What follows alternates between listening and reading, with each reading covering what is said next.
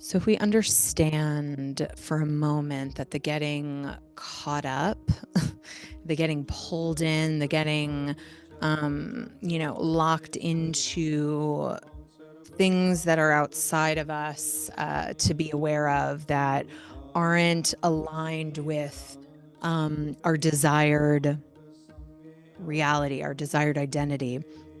These things are habits. It's a habit, just like any habit, to get pulled in to something that is trying to get your attention, to take you off course, to deter you from your creativity, your infinity, your love, your enjoyment. Okay, that's the fear. The things are, the 3D is going to pull you into things. Your subconscious is going to pull you into things. These are all habits, just like any other habit.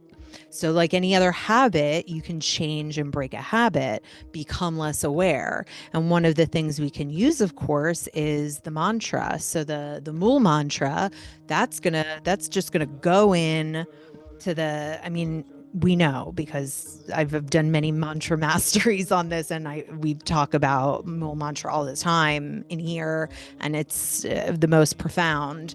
But one of the main things it does, it literally, as the root mantra, it literally gets to the root of the thought form, the pattern, the behavior. It extracts it from the root. It pulls it out. It yanks it out.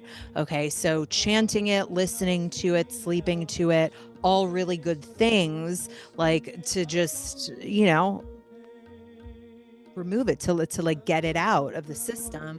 And then we have the Varti, which goes into the entire system and extracts the fear, the heartbreak, the negativity. Okay, the sound current literally extracts it from your environment. So we use our tools. Okay, we use our tools. When Yogi Bhajan said, like, if you don't use the tools, you're a fool. Like, he was right. People, 18th Putty of Japji, countless are the fools. Who are the fools? The people not using tools to get themselves out of the neurotic pattern. Okay, any neurotic pattern that's just keeping you from, like, who you're really wanting to be, what you're wanting to have, the reality that you're desiring. Those desires that you have, what you see for yourself, what you desire for yourself, those are meant for you. It's for you. You are designed to experience those things. And so it could be so easy, but we have all these patterns and things that we let ourselves get pulled off course in the mind. It's an attention thing, it's an awareness thing, and whatever we put our focus and awareness on, we're just going to get more of that. So when you start living a life where you're commanding your awareness and you're tuned into consciously being aware of things that you prefer, then the things that you don't prefer fall away. So somebody that's sort of just kind of, I'm not going to call everybody that's not, just somebody that maybe doesn't live their life that way, or maybe somebody that does, but it's their awareness. Everybody has a different awareness. So they may come to you and say, oh my God, did you hear about blah, blah, blah, and this happened, and this person did this, and this person did that, whether that's like a public figure of some sort, some Hollywood gossip, or just in the community, or some terrifying, horrible world event of some sort. And you're just like, no, that didn't even... because it's not about not watching it's not about not watching the news anymore. Okay, because you shouldn't watch the news, but most people that I know don't, but a lot of people I know do, but whatever. So who cares? Let them. Let people watch it. People want to watch the news and think that's real, let them. But what I'm saying is, like, it's hard to even just exist in society and not hear all the things that are happening kind of all the time, unless you just totally stay away from like all social media altogether and like don't participate in anything. And I think you can participate very healthy. You can construct your algorithm. Again, your algorithm is your focus and attention. So if someone comes to you and they're like, did you hear about this, this, and this? And you're just like, no, because that's not even in my field. You know, even just like in a wellness or supposedly what is supposed to be a positive community that whose at baseline foundation is to literally help people. Okay, to help people, to actually be a positive, healing, exalting, elevating experience. And then, you know, those circles also then have drama. So did you hear about what so-and-so said about so-and-so? Blah, blah, blah. Like, it's not even in my awareness. Like, I may know exactly what's going on, but no, the drama of it all is not in my algorithm. It's not in my awareness. It doesn't even, I don't even see that. Why? Because I've spent so much time in focused awareness and getting, again, like we do in here, we just get even more and more precise about it. Like you thought you were on point before, you just get even more precise, and you keep getting more precise and even more precise and meticulous, because again, Yogi Bhajan said, if you don't learn to command the mind, you've lost your trip on earth. Like that's the truest fucking thing there is. So you get to construct your reality. So when something keeps pulling you off, it's just a habit. It's just a habit. That's all. So you use the tools and the habit. You use the tools, you keep pulling yourself back moment to moment. That's part of our, you know, part of our daily practice in here right now is just that moment to moment sort of like, oh shit, I'm not being the source of my reality. Oh fuck, I'm not being like the commander and ruler of my reality right now. I just got like totally pulled away. God knows where I just went. Let me just take it back. Let me just take it back. Let me just take it back all day long. You just keep taking it back until it just becomes more effortless. That's all. And most of the time it is more effortless. But again, that's where we get more precise. We see how, where am I getting tripped up? Where am I getting pulled off? Where am I getting pulled away from my authority? Where am I, again, creating something that I don't want to experience by my repetitive thinking about something or obsessing over something or allowing something to yank me in. And then there's a conscious way to participate. There's a conscious way to participate and not have it move you, shake you, take you off course. Okay. And there's a way where you're letting it call the shots, where it's taken over. So you've got to be in command of that. And again, I can't stress enough the obsessing over what has happened and what might happen. It's just fucking irrelevant. The only thing that matters is like literally like right now, like what's going on right now. By focusing on what's in front of you, you're creating new pasts, you're creating new futures. But when you, again, it's like when you obsess over something that's happened already, it already happened and it doesn't even exist anymore. And you're giving it life to life resuscitation every moment in the now. You're recreating it for yourself. You're recreating a future based on that past, that thing that already happened, or you keep imagining potential conflict, fear, what ifs, might happens of the future, of things that you literally do not want to experience at all. And then you are then thus creating a reality where you're just going to get more of that feedback. You're just going to bring that into your life.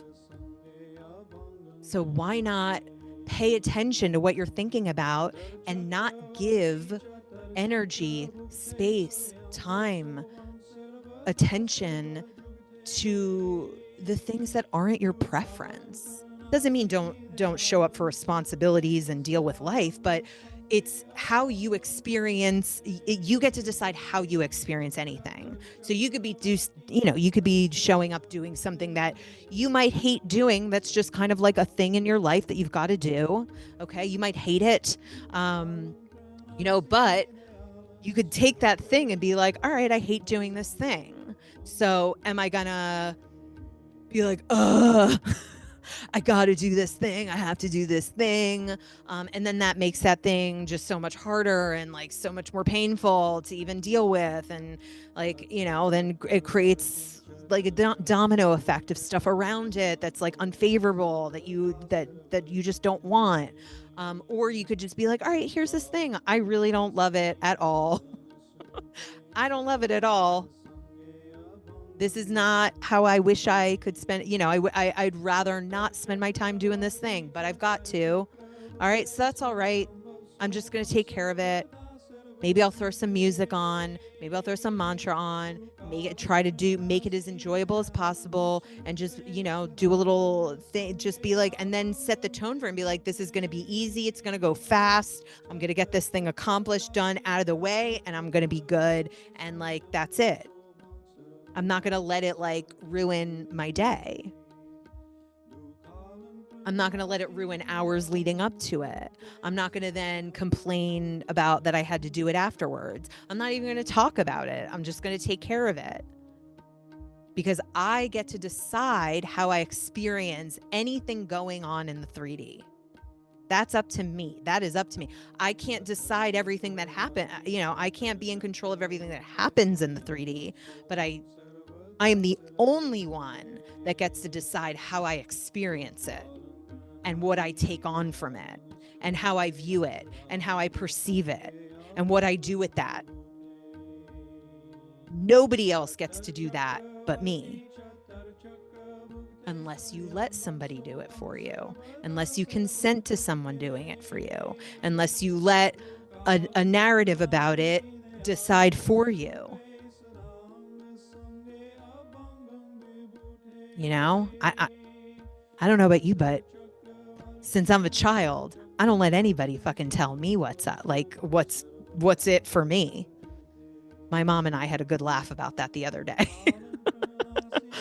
She's like, since you were little, it's like it has to make sense to you, and you don't see things just in a certain way just because someone else told you to.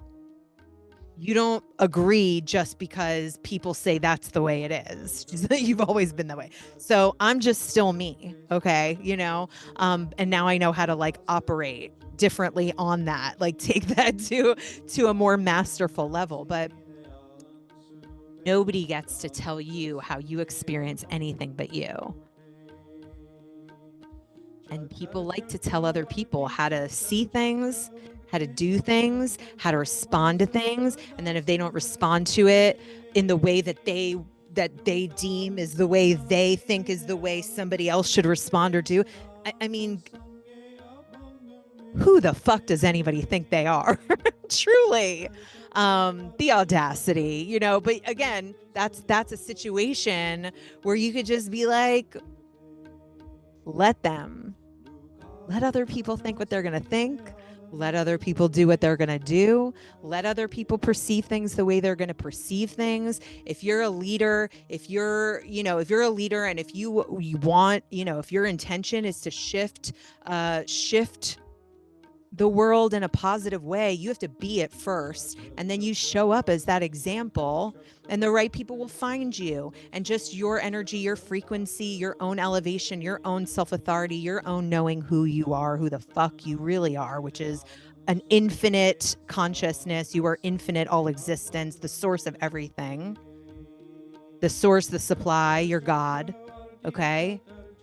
When you really get that and you walk and live in that knowing, people, that has an effect on people.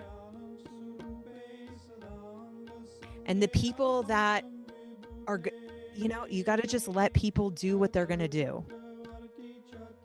and be who they're going to be and figure it out for themselves. And you can always be a person that shows compassion, that people can come to, that they know that it doesn't matter what they think or believe, they could come to you to talk to you or be around you, and you're not going to make somebody feel badly about how they think, how they believe, whether you agree with them or not. You're not going to make somebody feel ashamed to feel or see things the way they do, even if you completely don't see it that way. That's real self-trust and knowing. That's real self-authority. That's real self-dignity. Hold yourself in dignity and high regard. That's walk like a queen, walk like a sovereign, talk like a sage. It's not about being some superior spiritual person. It's not about being some superior person of consciousness. It's about, I know who I am, and I have self-dignity, and I hold myself in high regard, and I have compassion, and I can see it from multiple perspectives. And even if I completely disagree, I'm never going to make somebody else feel ashamed or badly about themselves. So that's a huge problem out there in the world, of people making people feel badly for being where they are in their particular personal journey of existence. Not everybody's meant to have the journey you have, so let them and love them. Okay, let's